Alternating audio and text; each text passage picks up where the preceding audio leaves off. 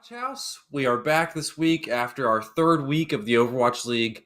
It's been a crazy week. We still don't know who's good in the league. We have no idea. But I do know that I have some awesome co-hosts with me here today.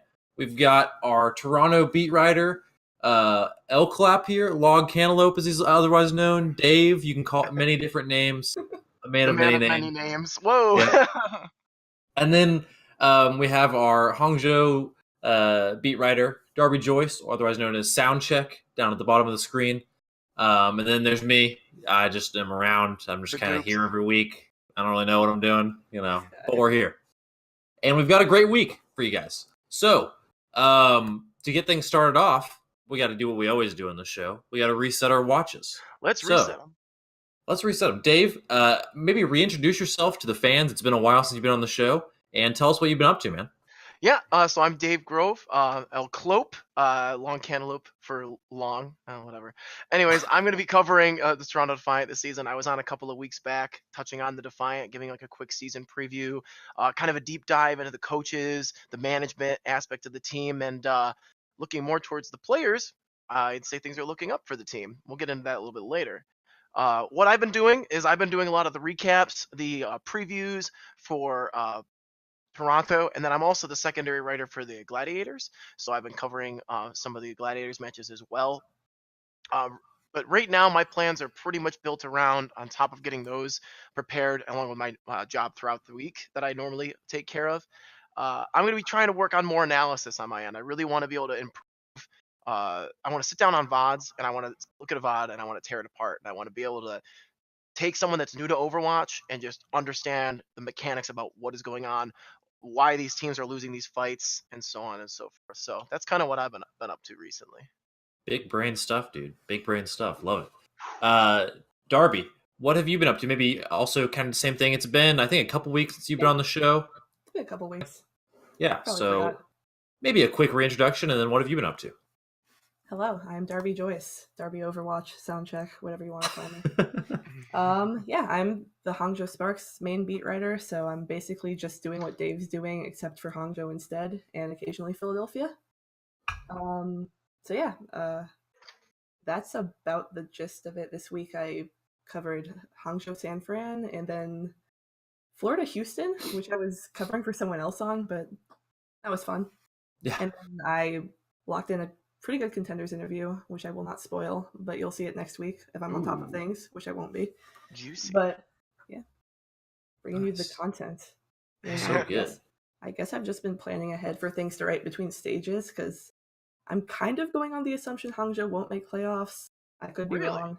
Yeah, I mean, we'll get to that. I'm guessing I'll have some downtime. So I want to write some interesting stuff in the meantime. We'll see. Yeah, I like it.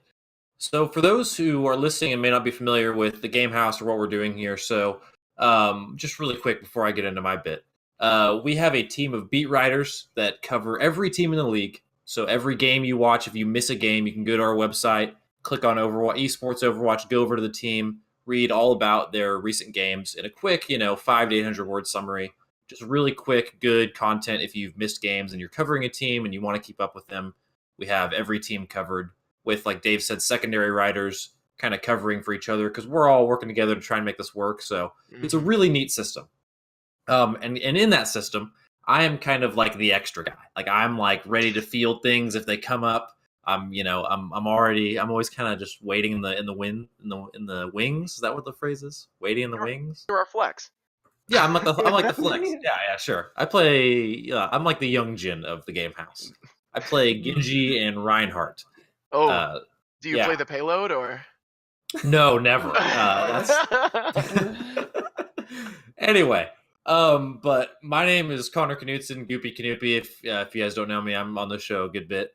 And this week I covered, kind of like Darby said, I covered the Valiant charge game for someone who was out. That was tough to write because I was covering it from the Valiant's point of view. Rip. I've been doing a top 10 plays of each week piece that I do, and with the help of some of the Game Haus writers, clipping together all these clips throughout the week, compiling them 1 to 10, putting them out again for people who may have missed the week, just to catch up on stuff real quick. And then I put out an interview with Dallas Fuel assistant coach Jane. just about week one with the Fuel, how Mhm. things started off, pre-stage jitters, maybe his assistant coaching role a little bit. So it was a really interesting interview. There's still more of that to come as well. It was really long, and it would have been too much for one piece. So there's a secret part 2 coming out eventually, whenever I get some time to transcribe and all that. So yeah, so we've covered a lot of things that we've been doing, but now it's time to really get down to the brass tacks, the real serious stuff. We need to figure out on WatchHaus tonight which teams are for real and which teams are total posers. Because there are some posers out there in our, parody of power rankings that are all over the place. So tonight we're going to break it down. Which teams are for real, which teams are posers, out of a few teams that we've selected that we think there's some contention. Because no one's going to say New York's a poser. And no one's going to say the Justice are for real, Sorry, Justice. Like anything. But there are some teams where we can debate about this, so we're going to go over those teams. For sure. So, let's start off. I mean, Dave, you are the resident Toronto expert. When you came on, you spat some sick Toronto knowledge that none of us had any idea about, and I was just sitting there with my mouth open, like shocked. So, we're gonna start off with them. And I'm gonna let you start because I've been talking for a long time. So, Dave, are the Toronto Defiant real or are they posers right now? Connor, they are the real deal, as one might say. Shocking. Yeah, go figure that I would say that. Big surprise. And so, kind of looking back on what they've done so far, they are, with their record right now, rolling 3-2, in my opinion, rolling. They've had some tough matchups. I mean, you look at the one this past week against NYXL.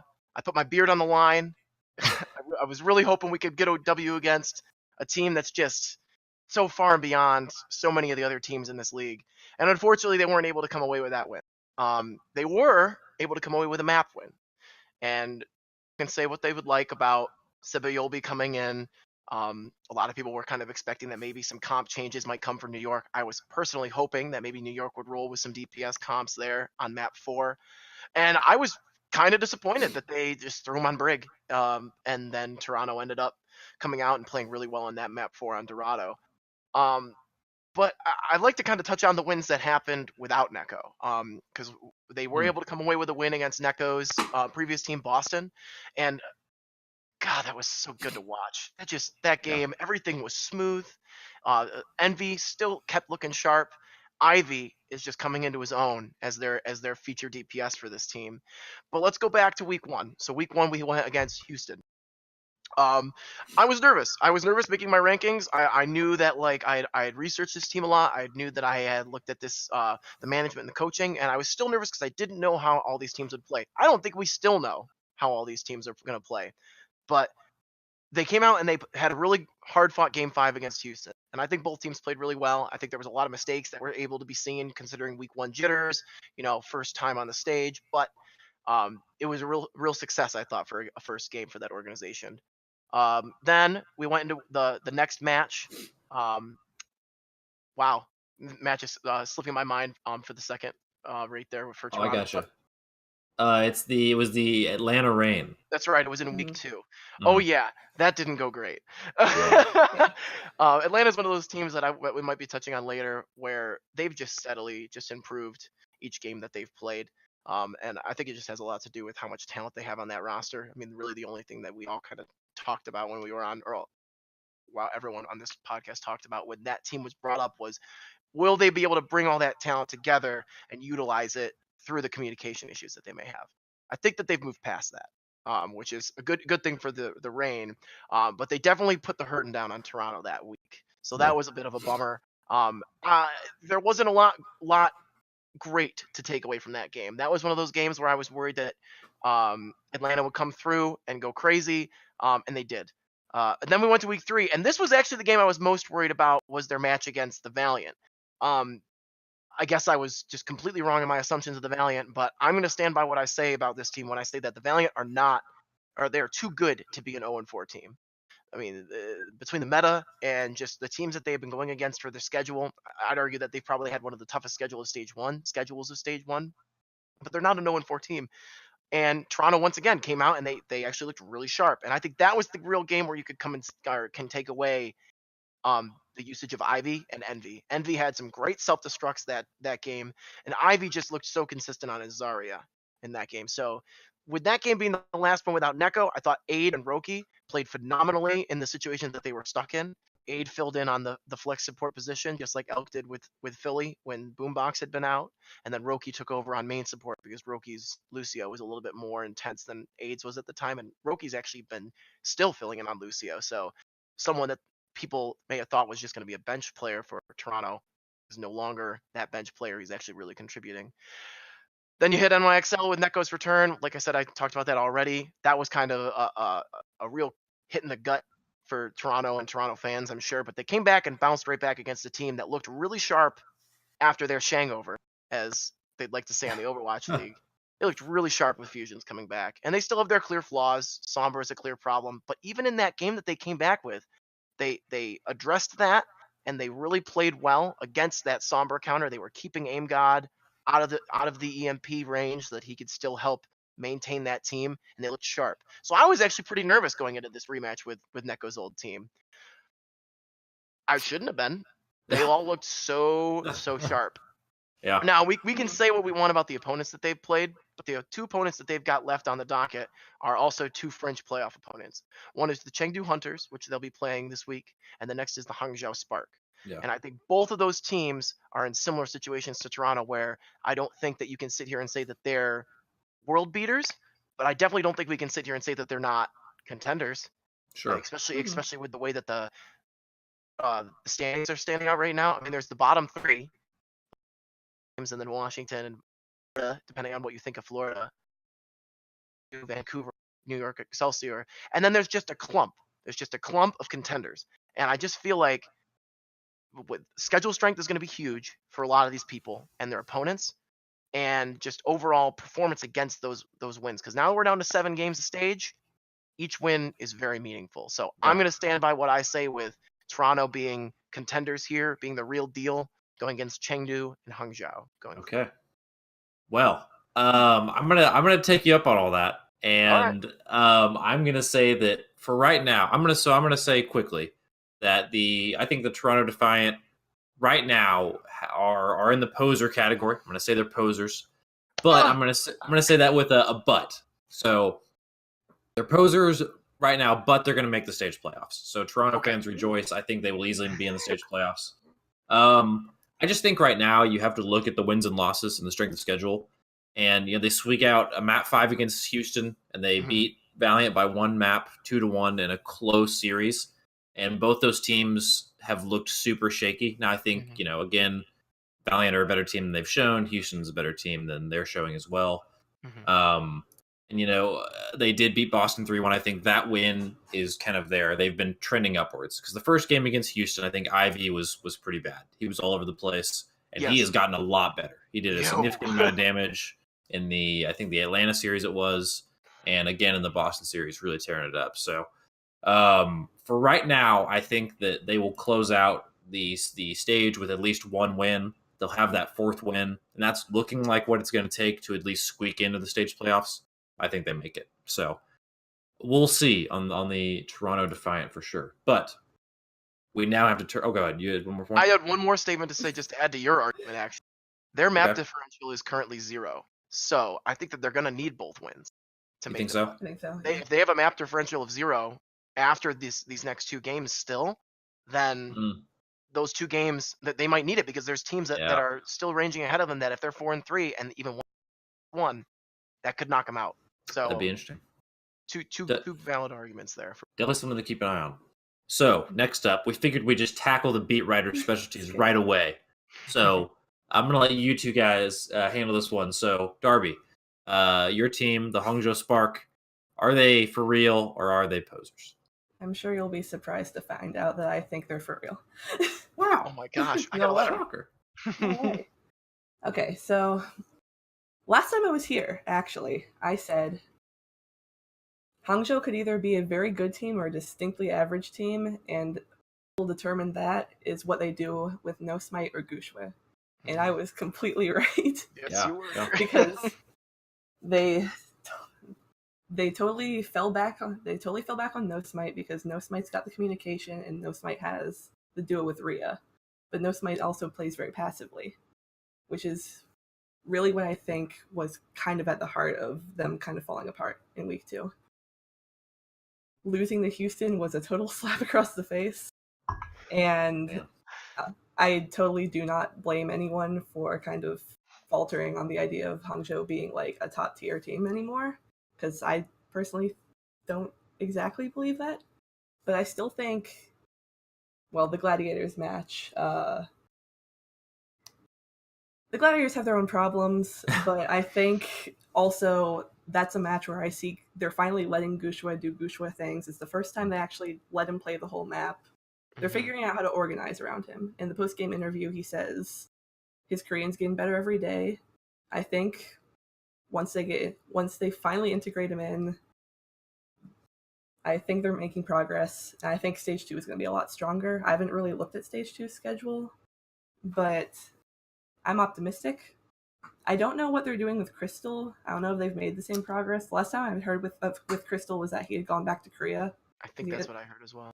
Yeah, eye infection is what I heard. So I don't know if they'll try to integrate him once he's back, if he comes back. Yeah. Because I feel like they've got a pretty good core at this point. Yeah.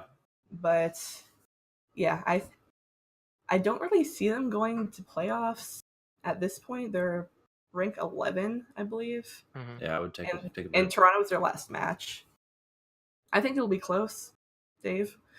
I think it'll be close. I'm actually not sure who's going to win. We'll have to be in that separate chat channels for that game. Yeah, for sure. I don't think we'll be hanging out for that one. But, so yeah, I don't see them making stage playoffs, but I see stage 2 being a lot stronger for them. So I think they're real. They're just in progress. Got it. Dave, what do you think? Well, we're actually going to be a little bit more on the same page than I thought. I'm going to still lean a little bit more on the poser side than the real side. Very encouraged while I'm seeing Gushue get a full series in, and he looked really good. He looked really sharp. I was impressed, not to the point of how impressed I was during the World Cup, but I was definitely more impressed with the just the sense that the communication was clearly coming along. Crystal being away, I don't want to say it concerns me, but I wish it wasn't the case. But I definitely think integrating one foreign-speaking player is going to be a lot easier than integrating 2 at the same time. And I think getting Gushue involved right away, and then once you bring Crystal back, will make things easier, like you said, come stage 2. And there's a lot of teams here that we're going to talk about tonight that, like, some teams might even have one game left. I believe this would be a team that has only one. Yeah, and it's Toronto. Just Toronto. Yeah, so in reality, we should be kind of thinking this more towards stage 2, especially if they're in a position where they won't make the playoffs, or if they don't make the playoffs, then that's what we're looking forward to with Hangzhou. And if that's the case, I would say that they're the real deal. I'm really excited to see what these DPS players, Crystal, when he can get over here and just take charge with DPS, because I think that's what Crystal will do, and I think that was the team's plan all along, was to get that communication going to that point. But I'm just skeptical because of the inconsistencies and because of the meta. Just GOATS is so communication based. It's so synergy based. And in stage 2, I don't think GOATS is going to be a thing. Now, their first match of stage 2 is Vancouver. Oh. Rough. Yeah. Unlucky. You know, I'm not even going to say whether or not, like, how good they're going to do in the new meta for that, because it's very unpredictable. So yeah. Exactly. But the next match after that is against Boston, and I think that's a game that if it was in stage 1, I'd have a little bit more hesitancy to say that Hangzhou could win that game because of the communication that Boston has and it being GOATS. With things opening up a bit, Boston might be kind of caught in the situation Hangzhou is in right now. So yeah. I'm gonna kind of add a little bit of like a but, like Connor did with the Toronto Defiant. If Hangzhou can make it into the playoffs, I think that they're going to be one of those teams where if you're going against them, you're not going to want to sleep on them, because I think that they can really quickly take over. They're really good in map 4 apparently, so you never really know. But yeah, we'll see. I'm not confident enough in this team yet. Yeah. So again, split party on that one as well. Fair enough. So the next team we're going to look at one of the other expansion teams, the Guangzhou Charge.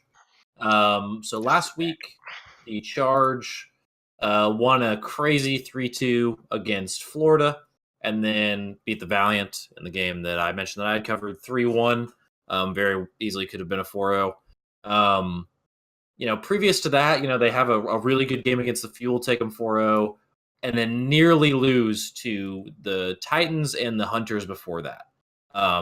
They've been kind of the new Philly Fusion with Matt Fives, so we're going to see if this team is for real or not. I can start off by saying that I think this team is for real. I think, you can look at the week 1 loss to the Hunters as that conjunction of ultimates the Hunters throw up against them on Nepal when the Hunters are retreating. Guangzhou makes one mistake in that match, gets out of position. Hunters capitalize on it and win the series. Similar thing happens against the Titans, which the fact that they got the Titans to a Mat 5 speaks volumes to their skill, I think. And they lose to a Janu bomb, which was crazy. So other than that, I think they've looked incredibly solid in their games. I think a lot of people underestimated this team coming in, based on a lot what you were just talking about, Dave, of the communication issue being something that is inherent to GOATs. I mean, Paris kind of showed us early on where we thought communication was this core tenet of GOATs, like top tier communication would make all the difference. And I'm questioning the validity of that now when you look at teams like the Charge. Maybe they've just figured it out how to do it without with the language barrier existing. So I think, of all the teams so far, they're one of the ones that has taken good teams to the limit, has had some unfortunate losses, but has taken care of business when they needed to in games that they should have won. So, and then you look at players like Shu and Kib. I mean, this team is just, to me, just so stacked.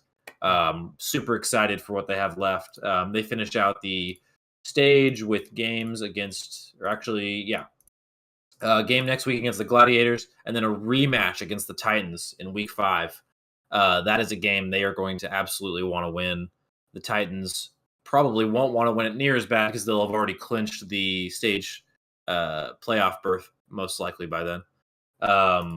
So those are 2 games to really keep an eye on. A Gladiators team kind of on their heels, and a Titans team maybe taking the week off. We'll see, but I'm going to say in all of that they are for real. Darby, what do you think? You are our resident Chinese team expert for this episode, and you're wearing a shirt. Also has a lot to do with this, so yeah. Yeah, I think they're for real. I've maintained since the Seoul show match that Guangzhou is better than people give them credit for. I am still standing by that.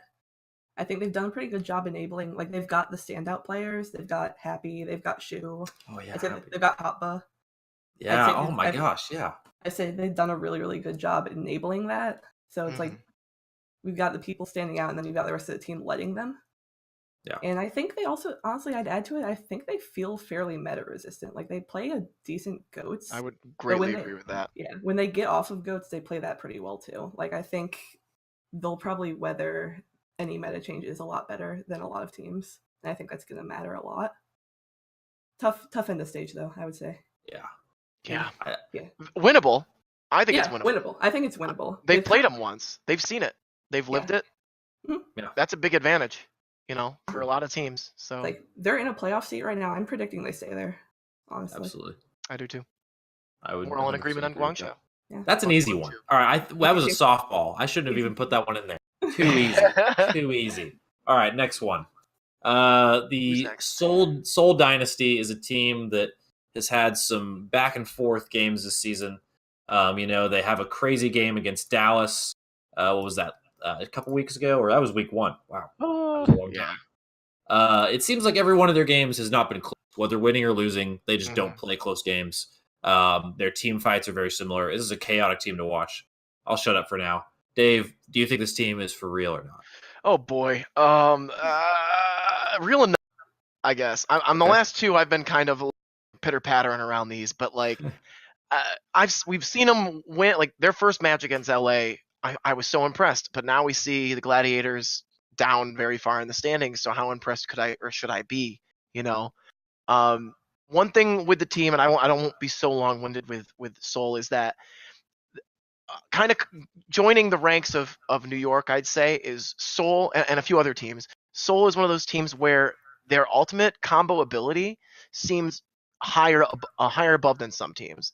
Like, the reason I've got them higher in power rankings, I believe I've got them at 12 higher, is I've got them ahead of teams like Shanghai, Boston, the Gladiators, because I think those other teams are using those combos correctly. And we had a conversation about this in our watch party where you were discouraged seeing so many teams going for the grab bomb combo, and you wanted to see them using a more effective combo. Oh, I don't know, like the NYXL was using. But you can either use all three or just commit the shatter, the earth shatter to it. When you've got someone like Fischer, if this team kind of played around Fischer as consistently as the Titans did Bumper, then they would be so much more entertaining to watch. But I feel like they're having an identity crisis right now, because I feel like they don't know who they're confident enough with calling, and I don't know if they feel confident enough in Fischer carrying. Yeah. So I think that they're good enough. I think they're good, not good enough to make the stage playoffs unless they can pull out some great wins. I mean, we've been touching on schedules. I don't know if I had theirs pulled up already or not, but I've got theirs up. But yeah, I mean, it's just going to be a matter of whether they can get some key wins going forward or not. I mean, they're at 2-3, so they've only got 2 more matches to go. They finish out with Justice and Spitfire. Spitfire's looked so much better since they've changed up their whole GOATS comp. I don't know. Actually, I don't think they can make the playoffs, but I still think that they're a talented team, and I think that unlike Guangzhou, I don't think that a meta change is going to really make these guys blossom or bloom. I think they're just going to continue being Seoul, you know? Yeah.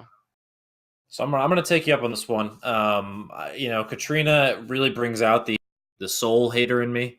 So I'm going to continue ragging on this team as I always do. I just cannot seem to be impressed with them. Mm-hmm. But before I really dig into them, I will 100% agree with what you just said, Dave. I hate Graviton Surge Diva Bomb combos that only feature those 2 ultimates. It's absolute trash. It's not good Overwatch. Contenders level garbage. Yeah. So I linked my top 10 list in the chat. I think play number 8 is what it is. I don't remember exactly, but there's a play in there where Seoul has a combo against Boston that is incredible. Nepal? It's on Nepal. Yep. And it is a incredible string of ultimates where they absorb Boston using maybe 3 or 4 ults. Yeah. They clutch it out, use 2 of 3 of their own, and win the fight. And I think take that map. I don't remember. They lose the series, but it's exactly what you talked about. They are a team with a mechanical skill cap that is so high.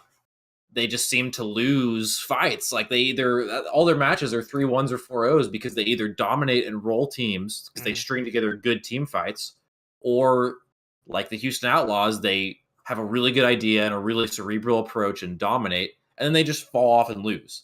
Like, to me, they are a better Houston Outlaws mechanically, but have the exact same issues systemically. And I think, Muma has talked openly about how the Outlaws' issue is communication. Mm-hmm. And you bring in Fissure, a player who's had some personality problems in the past with teams, maybe gets a little tilted during games. Maybe he is just thrown off this team's communication. Maybe it's never been that great. I mean, it certainly may not have been great last year when you look at Jaehong and Fleta, these players that are incredible tenure come in and do poorly. So I could really riff on this team all day. I'm going to just stop, though. But I think they are, unless some big changes are made, or maybe they get a fortunate meta, I really think this team is just poser bound. That being said, again, maybe they make the stage playoffs and they're going to beat Washington. Maybe they beat London in that last game and pull it off. I'd be tough. But as it stands right now, I mean, they've 4-0'd Chengdu, they've 3-1'd the Glads, and they've that's it. Taken 1 map from New York. They full held New York. Yeah, that's true. Which was impressive. It was a great series. This is a team that has the potential, and honestly, if there's trading going on in between stages, it's going to be one of the teams that should be doing it. I think that they should be making the move for another DPS. And I just don't know what to do with Ryu. Yeah. Jaehong he's got such great flashes, but can that consistency help iron things out? I don't know. So Seoul is a team that I think is easy. There's going to be a lot of parity in the way people analyze them and talk about them. I'm not personally high, but I agree. Huge cap. We'll just have to kind of wait and see what this team does in stage 1 and stage 2. I also just saw in the chat, I'm not implying the Contenders is trash. Just saying that it is not Overwatch level combo is the grab bomb. Different. I'm so sorry. Right. Contenders is incredible. Mayhem Academy is like an Overwatch League level team. I'm sorry. So is Chicken Contendies. self plug. Anyway, we gotta get going. That one. Yeah, that's true. So next team up, Darby, I'm gonna let you lead this one off. Is the team from Paris who was just brilliant coming into this past week and now has kind of a blemish in the armor. Yeah. Sorry, Kate. I know you're here. I think Paris are posers. Oh. I just talked about 2 minutes ago about how Guangzhou is going to survive meta changes. I think that's absolutely going to be where Paris chokes. I think if we're going to go with, sure, Paris can be one of the best 3-3 teams in the league. Atlanta proved that doesn't matter if a team can run anti-goats. And I just don't believe in their flexibility overall, besides maybe Soon. I think Soon's maybe could possibly flex. I think that's about it. I think the moment we stop playing goats, they're going to falter, and it's going to take them some time to recover. I think they have the talent. It's just in very specific things. Very true. It's like in less, and this is not to say they're not mechanically gifted, but in less mechanically gifted scenarios, they seem like they do quite a bit better. And it's just like synergy, flow of the game, things like that. Darby, we're just on the same wavelength tonight because I'm going to agree that the Paris Eternal are posers. They start off with some wins. I think this team actually, does not benefit from having the first 2 weeks with less games. I think it's given more teams the ability to scout them, and they got to play less teams quickly with who were unprepared. Teams now, like maybe Atlanta did, have been able to study the Eternal, figure out how they tick, and figure out their goats and beat it.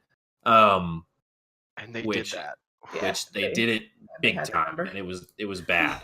And I don't know if that speaks to Atlanta being good or Paris being bad. Again, both we'll have to wait and see.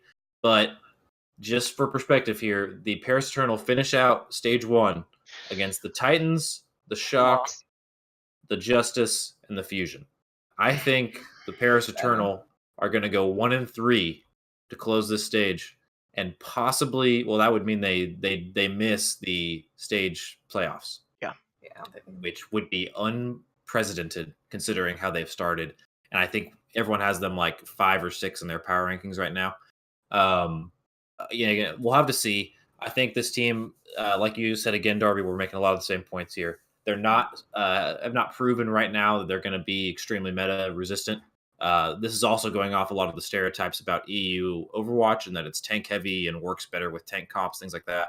So we're assuming that even the top level players aren't going to be able to shift. Maybe they can, and I think they'll be able to contend with middle of the pack teams. But I think when the meta does shift, it'll put Paris where a lot of people put them preseason, and that's kind of towards that bottom third. Sorry, Kate, being in the chat, you're having to hear all this. I'm so sorry. Oh, she's doing fine. Good. Proud of you. She's used to it. It's going to be definitely a team to watch. We could be wrong, and they could win their next 2 games next week. Who knows? Keep an eye on those 2 games, though. We'll come back to that. To round out this section, talk about our last team, and this is a team very near and dear to my heart, so I'm going to leave you 2 to debate it because I don't think I could do it. Is the Chengdu Hunters. You want to lead us off, Darby, on this one? Or Darby, you go ahead, Darby. Sure. Lead us off. I still think they're real. I think already. You're welcome, Connor. Did that one for you. Thank you. I think already. It's pretty easy to defy expectations when literally everybody put you near the bottom of the power rankings before the season began. But they've already defied expectations. I think they're doing the best they can with 2 other roster members still in visa hell, and I think doing their best has worked so far. And I think once they either get their players out of visa hell or replace them, I think they'll keep that weird play style that's kind of tripped people up, that they'll have some extra room to flex, so when people get their number, they'll be able to kind of work around that. So, yeah, I think experience and filling those roster holes will only improve them from here. All right, Dave. The Chengdu Hunters. So These are the Chengdu Hunters. Tell me why. Oh, what? Look at their Dave. schedule, people. Look at the schedule. Toronto, come on. I'm not rooting against my boys. Then they've got Vancouver. Then they've got Atlanta. Oof. And I am here to tell you too about going back to Paris that Atlanta is just good. And they picked Paris apart and broke them. And I don't if Toronto can pull a win against Chengdu, Chengdu's losing their next 3 games. And that's not to say that I'm not looking forward into stage 2, Kate. Just hear me out. Kate just loves everything. But just hear me out because there were some really big bright spots this week. I will be completely honest, and also because he's on my fantasy team. But Jinmu, oh, I think that was number 2 on your highlight list. It was number 2. We saw a rocket barrage in stage 1 goats. This is great. I love it. And like he's exciting. And Ameng is Ameng. I'll get it someday. He's very fun to watch, and his Hammond is great. I've been watching Hammond VODs because that's essentially as a maintain player. Next season for our competitive, Ryan is dead. Like we need to be able to have those mobile tanks, and he's great to watch. But the moment he was off of it, I was not impressed. Yeah. The Reinhardt was not crisp. It wasn't clean, and they have is it Jishuan? I'm not sure how to pronounce his name either. Currently in Visa Hell as well.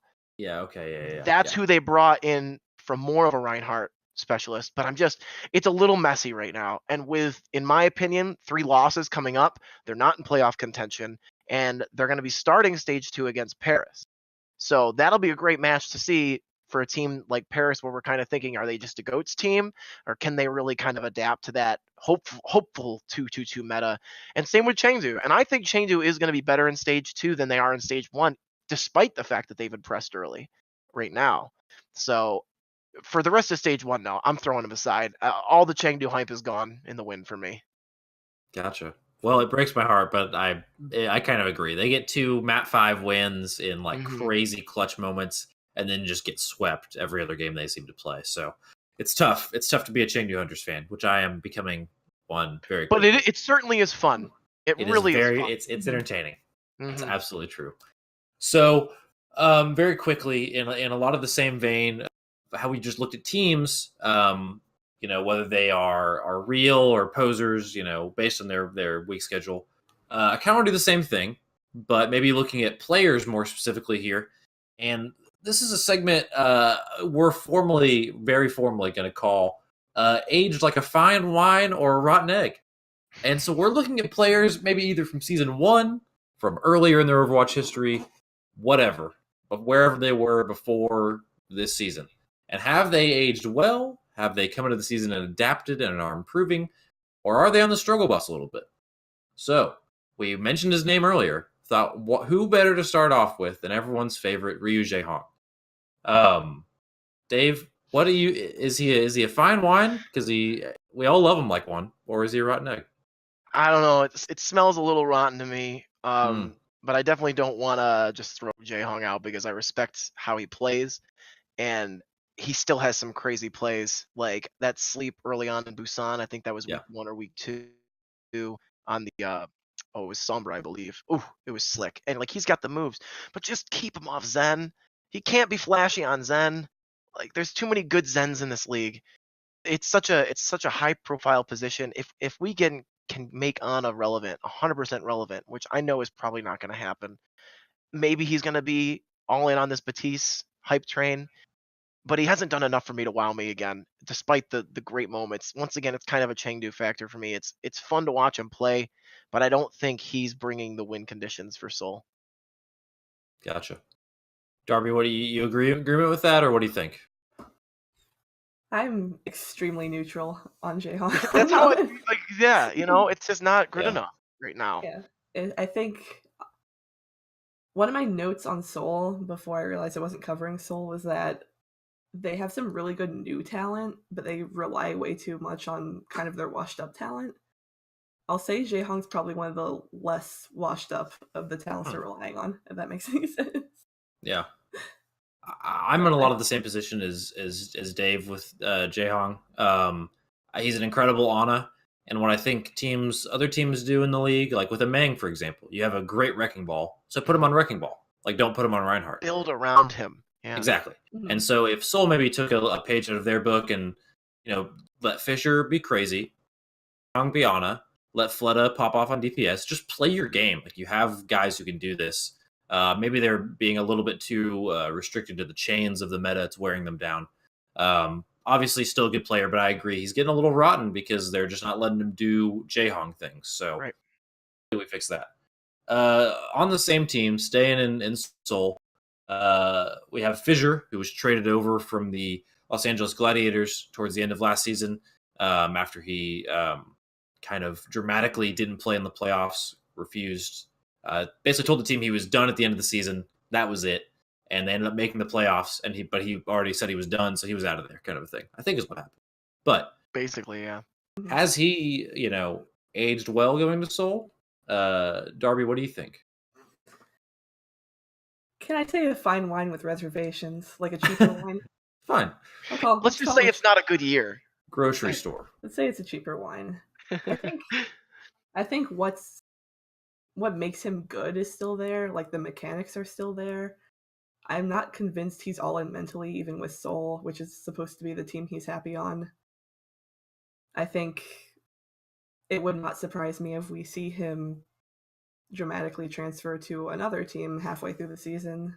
No. I just think, for all the good he does as a Reinhardt player, I'm just not sure he's there as a teammate, which is equally as important. Yeah, I'm gonna actually, again, this being Seoul and me being the way I am, I'm gonna be really rough on this because I expect a lot from Seoul. It's Lunatic High. Be better. Come on. Right. Fissure is not Lunatic High level. Ugh. Gross. Rotten boy. Anyway, I just don't see it. I think this is a meta that is. This teams right now that are good are teams that are teams. I mean, look at Atlanta. They're having fun on stage. DeFran and Dogman are going crazy. They're playing together. They're in it together. Communications are on point. Fusions is a great example of this. Look at Boston with their shot caller versus Boston without. I mean, this is insane. It's so important right now. Fissure, being the main tank, has to do that. It seems like he's had issues with it before. He just kind of fragged out when he was on the Gladiators, and Bishu picked up the pieces and translated for him. He's just not seeming to do that as well here and not synergize as well. So I'm going to say rotten. Bad Fissure. Anyway, staying with main tanks. Dave, tell me, is Super, the San Francisco Shock main tank, who is, I think they had on the Watchpoint broadcast, super bad. I think super bad. Yeah, great movie. Is he super bad? No. Kind of just the thing with main tanks in this meta right now is we look at the Titans with Bumper, and I can't help but watch Sideshow and Bren's breakdowns of Bumper's gameplay, and some words that I won't say on this podcast, but the dude's a madman. And if he was on any other team, if you swap Fissure and Bumper would feed the entire time on Soul, and I think the Titans would still be 4-0 with Fissure as their main tank. I don't want to say that's to the same caliber with Super. I think Super is very good. I think that Super is along the same line as Bumper and Fissure, where resources need to be pumped into him in order to pop off. But he's just simply not getting it enough of it, at least. You touched on a specific situation on it earlier, but I think that he's played better than Smurf. I have not enjoyed watching Smurf play Reinhardt. I mean, he's had his moments too, but whenever Super's in, there's an energy. And this dude's just crazy. He's just a nutcase. And I love watching him play. And it's a shame that I kind of frame my Ryan style around him and Fraggy because they're too dang aggressive and sneaky and crazy. But he's fun to watch, and he's really just an energy for that team. And if that team wants to get wins, I think that they need to commit to Super, and I think they need to feed him the heals that he needs. Darby, what do you think? What do you think about Super and the Shock? I think Dave's right, as much as I hate to say it. Why do you hate to say it? Deeper issues here going on. Do you want to talk about it? No. I don't like Hangzhou. Yeah, I think if they put half the resources into Super that they put into Sinatra, Super would pop off. That's all I've really got. Yeah, no, it's fine. To agree with you guys, there was a thread up that I happened to catch a glimpse of, and it was, I think, just total damage done this season. and it was by hero played. And so most of them were Zarya's, like the full bar was all Zarya's. And Sinatra was number 1. And there were 2 Zenyatas on the list, though, which was super incredible. It was Violet and Jonak. Violet being above Jonak, by the way. So good. Oh, it's crazy. But anyway, so Super was on that list as a Reinhardt player. I think him and Bumper were the only Reinhardts on there. And it's interesting because it's like you said, I mean, he's crazy. He plays like Bumper, but he doesn't get any of the resources. Right. And so San Francisco needs to figure out what they want to do. You know, it's like 80% is going to Sinatra right now. Maybe Sinatra needs to play a little less aggressive because he's crazy too. Right. I think teams can only really use one crazy player to do that. I don't know if 2 is going to work. There's not enough resources to go around.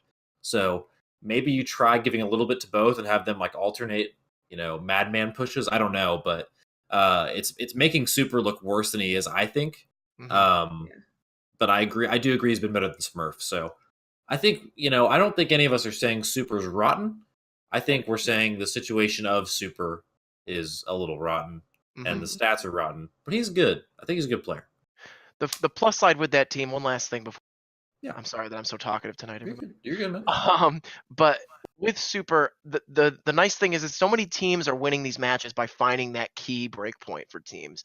Like Toronto was able to beat Boston this week because they took out Color Hex and dominated the damage. Once Color Hex was out, Ivy just popped. And there was nothing else Boston could do besides weather the storm and use their support alts for it. Paris got their butts whooped by Atlanta because Atlanta forced the support reserves onto Finzi because they were hardcore focusing Finzi with discords, and then that was taking it all off Ben Best, which was allowing Pokebo to just beat Ben Best outright. There was no competition for Pokebo. And it's the nice thing for Shock is if they can go into matches kind of getting an idea of how teams are going to attack them, if that team is going in saying we're going to overwhelm their main tank and we're just going to push through him, then I think that's when you put Super in and you feed him health and you feed him anything he needs, shield, speed boost, he needs everything. But if you've got somebody that says that they want to like Toronto, or they want to own damage, or they want to help just kind of take away their off tank support, then I think that's when you want to put Smurf in and then make sure you have Sinatra in there. And then that's when you start pumping Sinatra to make sure that damage output is going to outweigh what the other team is doing. So that's the nice thing with San Fran, and that's why everyone liked him. It's because they've got 12 players on their roster. Yeah. And they're all good enough. Very true. I like that. Moving from main tank to off tank now, we were going to talk about the Los Angeles Valiant as a whole because but no one wants to do that. No one wants to do that. A lot to tackle there. So I thought we'd just tackle one piece of it. And that is a lot of people considered him. I mean, I've heard these words thrown around about him that Space is the best off tank in the world. And has a great history in Overwatch. I mean, he's a good player. He was clutch for them last season, but has come in and has really struggled. I don't know if he has independently struggled. I mean, he had a sick back cap last week. I did see that today. Yeah, on Kings Row. But, I mean, the Valiant have struggled, and if he's kind of their core, he's not that necessarily. So what do we think about Space, Darby? Do you think he is a part of this problem? Do you think he's an exception from it? What do you think? I guess he's part of the problem. If we're going solely on is he still the best main off tank in the world? No. I would go as far as to say if we're going to use the qualification, not even the best Western off tank anymore. So he hasn't done anything to back that statement up, Yeah, I think that's more of it. It's not that he's doing badly, it's just that he's not doing as well as we're he's not popping. Yeah, exactly. Yeah. So I think I wouldn't go as far as to call him washed up. I just say that he's definitely not as good as he used to be. I think washed up is definitely too far. Yeah, I'd say washed up's too far. And I think that could entirely be a Valiant's not enabling him problem, but there's only so much they can do. Yeah. This seems like a good segue from what we just talked about. I mean, I think what you just said is a very important segue from what we talked about the Shock. I mean, Space is a player. We talked about this with Soul, too. We're talking about this a lot tonight. It's kind of like when you have players in your team who have carry potential and you have talents, you need to enable those talents. You need to bring out those talents. It's hard to do on D.Va, granted. Right. And he's like a hardcore D.Va one trick. I mean, he's played, 97% diva this season, 2% Zarya. But I linked his league, his like stat page in the chat. Overall damage done, he ranks 69th in the league. Nice. Healing, Nice. it doesn't matter. Final blows, 49. Eliminations, 47. Deaths, 23. So he's, He's not it's just that much. It's just not good. It's not great numbers Right. though. Yeah. I don't know how that ranks against other diva mains. I'd have to find a way to pull that up. But overall, I think we're all on the same page here. I don't think Space is washed. I don't think he's at that point. But the Valiant certainly need to figure out how to work around him better. Maybe this is an issue with Izayaki coming in, not having a ton of synergy there with past experience. Maybe. I don't know. Something's funky. Maybe their Fate's calling for too many resources, or Kariv. I mean, it's tough to say. Kariv had his first 3 grabs eaten, so you're not getting a lot of offense when your Zarya is throwing every grab away on first map against the charge. So, unfortunately, yeah. It's not optimistic that the alleged reason they're not playing Custa is basically because Custa understands goats. What are they the team doing? I don't make me particularly optimistic about the Valiant. They're gonna lose every game this stage, and that's fine. Just get them out of goats because they can't do it. They're playing Kooky on main support for Pete's sake. Yeah. It's like I don't know what to even say about them. Like I will not judge this team based on their stage 1 final record because they've been a joke. They've been just it's hard to watch. And last night I'm trying to really have some solid picks here to bring in some solid insight just to myself, and I was gonna pick them last night against Guangzhou because this is the game they turn around, and then I sat there and I was like, no, it's not, because they can't turn it around this stage. It's over. And I'm sorry for all of the Valiant fans that will disagree with me because they could, but I'm just let's see what they do in stage 2 and then make some opinions then. Yeah. I mean, go ahead, Kit. Go ahead. I know. I was just saying, it's like the Valiant's just a team. They're better than this. Yeah. It's so frustrating. Yeah. What's going on? What's hard to watch about this is they've lost. They're gonna have probably lost their first 7 matches unless they pull it out against Houston, which they have a chance to. Like, granted, it's very possible. But that puts them at 7 losses in a 28-game season. That's gonna make it real tough to make the playoffs. They're gonna have to very steeply improve. So if they lose maybe 3 out of 4 their first games in stage 2 or something like that, 3 out of 5, something. This is time where you think about, is it time to sell? Is it time to, shuck some players and start a rebuild? I mean, I don't know how to run an esports org, but you're basically just playing space all season with no chance to make the playoffs. In another sport, you'd probably sell that player. But there's no draft, so it's kind of different to talk about this anyway. We're getting way off track. In my mind, I'm going on like 20 tangents with this. So we're going to move on to our last player before I get too far into this. Good call. Right. And that is, we don't talk about the Florida Mayhem a lot on this podcast because they're so hard to talk about in a positive way. We don't want to rip on them. I can rip on Seoul all day because people will disagree with me. But with Florida, people might not disagree with us when we do it. That's just sad. So we're gonna talk about McGravy, the one shoe wonder. He previously was kind of a contenders all-star with Envy, played on Team USA. Well, I say play. He didn't really play. He was on Team USA. He was there. He was around. He scrimmed. He beat out Cool Matt, which I'm still bitter about. No, yeah, which we're seeing why, because Cool Matt's anyway. But McGravy, I'm talking way too much. Is he good or not? One of you guys start talking. Is he good or not? You just got me thinking we should have talked about Coleman instead, honestly. I also we're good. Yeah, I think McGravy could potentially be one of the better things to happen to Florida this season, but I'm worried Florida won't enable him. That's all. I don't know if they'll enable anything, but I don't think they'll enable themselves. I was impressed in his first game in. Yeah. He had multiple self-destructs in that game, and it was with that pesky grab self-destruct combo that he was able to get him. But he's not on a 2-way, is he? I don't think he is. He signed rates. So I am 100% liking what Florida's doing right now. I was so confused at why they kept Tivik. I was like, you've got 7 other Korean players and Tivik, and people thought he was going to be benched. I was like, well, I mean, he's better than probably half these players, maybe. I don't know. Yeah. And now that they're bringing in McGravy, they've moved Apply up solely to this roster. They're getting an identity now, and there's no identity crisis, I don't think. This was a team that didn't have a single Korean coach, and they were an almost all Korean roster. And I'm really, really pleased with what they've done with it. And McGravy's looked good. So, Yeah. I mean, I'm not going to mark them as contenders yet, but I'm definitely putting them ahead of Washington, which is not what I had to start the season. Yeah. Yeah, they've clearly got fraggers. Like BQB is a good player, So good, and yeah. Tamika's been super flexible. Played a lot of May at a really high level, which has been very successful. Yeah, ironically. But I agree. It's kind of like they got a Korean core, and now they're going to build Western players on top of it to kind of make a split team, like a Philly or a lot of other teams that have. We're getting hasty.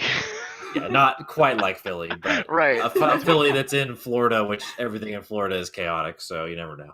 Florida is as good as Philly, confirmed. No. You didn't hear that on this podcast. You heard it.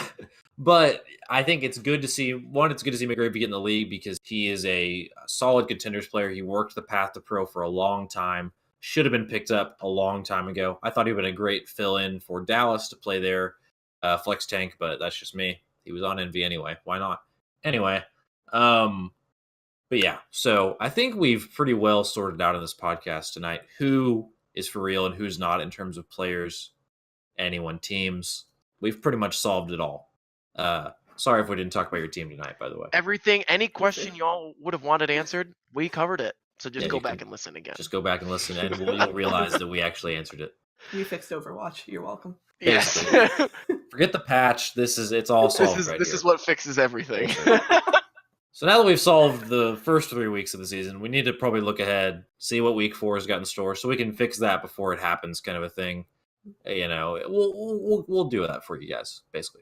So looking ahead, basically just 1 or 2 biggest games you guys are looking forward to from week 4. We've got a lot of big matchups this week. A lot of things have been culminating to these week 4 matchups, so there's some really exciting ones out there. Dave, why don't you start us off? What are your kind of top week 4 matchups? Well, I would be remiss if I didn't touch on the Toronto Defiant. So I am going to touch on their match. I'm going to skip over the Chengdu one because I am pretty confident with Toronto to be able to go in there and kind of address the crazy stuff that happens with Chengdu. But the match against the Shock is one I'm more nervous about. The Shock themselves really did impress me this week with their performance. I did have them losing their match this week, and I was wrong. The Gladiators really could not get their stuff together, so I'm pretty impressed with what they've done going forward. But they've got 1 game left, and if the I'm sorry, did I say Shock? I meant Spark. Yeah. Good. You're good. My mistake. The Spark. And they've got 1 game left, and the Spark are going to need that win if they want to contend for the playoffs. They looked so good coming out right away and then they kind of flopped off that first or the second week, and that's going to be a good match. And both those teams are going to want that win. Like I said about Toronto having that 0 map differential, they could get they could be 4-3, and they could still miss out on the playoffs. So I think they're going to need that 5-2. And then the last one I wanted to touch on is the Spitfire matchup with the Dragons on Sunday. That matchup, I think, is going to be another one that decides playoff positioning because I think the Spitfire have really kind of fixed the problems. There's still some minor things here and there. They're not playing it. That's the problem. So they fixed the problem, and they've addressed what they need to do to go forward. But I did not catch the Boston-Shanghai match, and I watched that today while I was at work. And goodness gracious, Shanghai. Holy smokes. I cannot wait to see them for the rest of this season. Between Ding and DM, like, we talk so much about, like, DPS duos like EQO and Carpe and Sibiolb and Libero. Like, Ding and DM are super good. And I think that they're going to be really good going forward, but they have a chance to make playoffs in stage 1. And if they can win the rest of their games, and specifically this one against the Spitfire, that's a huge statement for a team that went winless in stage 1 to go ahead and beat the champions. Sign me up for that one. Yeah. So those are the 2 games that I'm most excited to watch for sure. Love it. Darby, what about you? What are you excited for? I'm also excited for Toronto Hangzhou, but he covered it pretty well. I'm going to skip to what chat already guessed and go for the Shanghai Dallas rematch. Yeah. Because after possibly one of the worst C9s I've ever witnessed with my eyes. God, I'm still hurt. And I assume Youngjin is still sitting in and out as we speak. Yeah. But Yeah. Shanghai is going to be out for blood to just make sure that does not happen again because they could not recover from it. You could tell they were shaky in map 5. But I think Dallas is also expecting that. I think Dallas expects them to be angry and to want to come in and make that right. So they won't want to lose. And then Dallas also has the added stress of being like, 1-2 spots below the playoffs line. So they still have a chance right now, but this is about it. So I don't think Shanghai really has that added pressure, but Shanghai's just going to want to sort of win the quickest turnaround grudge match that we've ever seen. So I think it's going to be fun. Yeah, I agree. I'm also excited. Oh, go ahead. Sorry. I'm also excited for Paris Vancouver, but I think Connor's going to talk about that. So. Yeah, before I get to Paris, because I'm very excited for their games this week. I think that the one thing Shanghai is going to Dallas coaching wise will struggle against is the DPS core. It's just so unpredictable with Diem, Diding, and Youngjin. Youngjin being my favorite player in the league. Sadly, this happened to him, but he's the flex god. He's incredible to watch. But they can throw a lot of different things in the roster that can surprise teams. London and Dallas certainly have the coaching, but maybe Shanghai can kind of out predict them and do something wild to win those games. I think it's possible. But the 2 games I want to focus on are the Paris Eternals games. So as you guys know, the way the Overwatch League works this season is some teams play less games each week than others. Sometimes those weeks stack on top of each other. And for Paris, so far, that's been the case. They've only played 3 games so far, 1 each week, which means they play 2 games for the next 2 weeks. And this next week is absolutely make or break. This is where Paris can prove if they're for real or not. Yep. On Friday, they open up the day against the Vancouver Titans, which Friday as a day of Overwatch. If you want to watch one day, watch Friday. Forget the other days and just watch Friday. Excelsior Shock after that, and Fuel Dragons after that. So insane day of Overwatch. Oh man, yeah. That'd be fun. Yeah. Then they come back Sunday, which is another great day. All the days are great for Overwatch because it's Overwatch. This is a good week. Yeah, it is. Sunday, the Eternal play the Shock, who have been really on their game lately. Another team that's had some rough moments, but has overall looked really good and is starting to kind of fill out to the team we thought they were going to be. So these are 2 matches where before last week, we would have said Paris would be right neck and neck with these 2. Yeah. But now they've gotten 4-0'd by the Atlanta Reign. They're in a position where everyone's saying they're going to lose now. How do they respond in this moment? Do they band together as that European team and kind of pull out these games? We'll have to see. We'll really get a chance to see how top European GOATs, whether that's on this team or Giganti or whatever, top-ish European GOATs faces up against Vancouver and the Shock, 2 top teams in the league.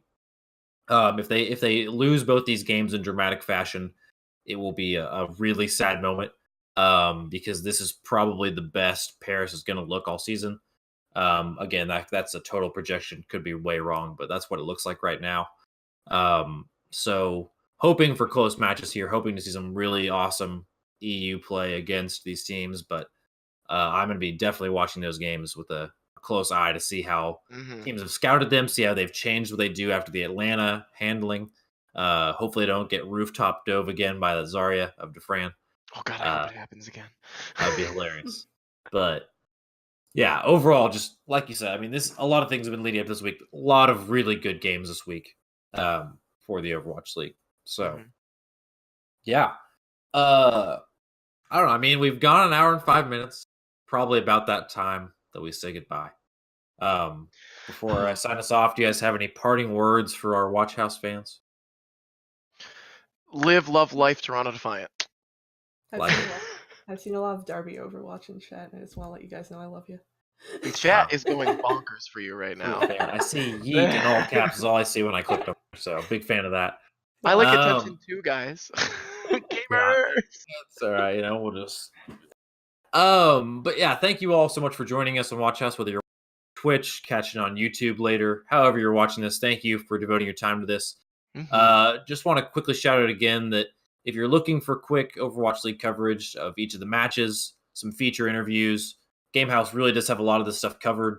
On the forefront of covering this esport. It's super interesting. It's blowing up right now. I mean, the thing still has 150K viewers every match, which is insane, and that's just in the US. In China, it's like a million. So exciting time to be a part of this. Thank you all so much for joining us for this show. Hope you learned a little bit about who's for real and who's not. Hopefully sorted it out for you. And we'll be back next week.